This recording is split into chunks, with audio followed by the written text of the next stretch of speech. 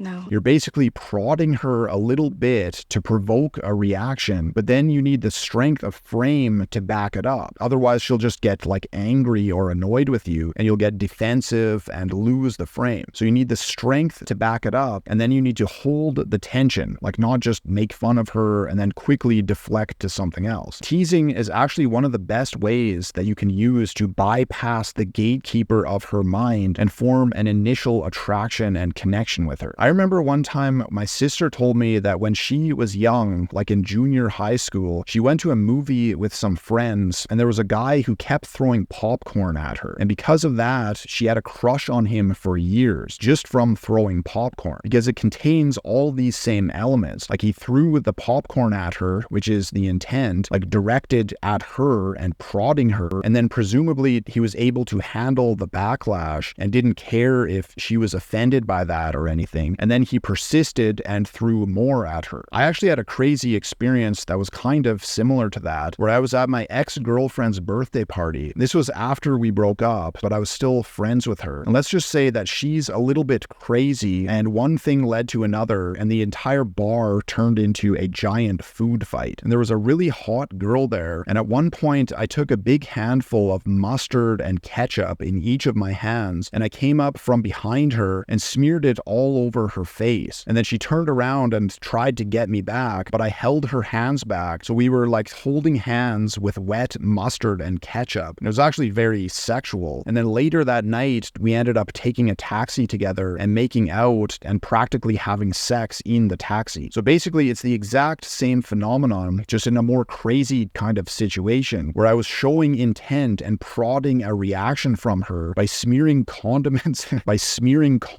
in her face. But then I was able to handle the backlash so that she wasn't just totally angry and freaking out at me. And then I persisted so that we were holding hands and the sexual tension skyrocketed between us. And by the way, I'm not suggesting that you do anything like this because it could very easily backfire on you, but I'm just using these examples to illustrate the underlying phenomenon. And I could go on and explain more and give more examples, but I think I've made it more or less clear. But in order to actually do any of this, you need the confidence and the balls to do it. And I actually just made another video about why having this kind of confidence and balls is what girls are actually attracted to, not looks or status or money, like a lot of people who only look at the surface of things seem to think. So if you want to learn about why this is the case and learn how to apply this to being able to meet and attract girls, then just click on the video that should be on the screen right now.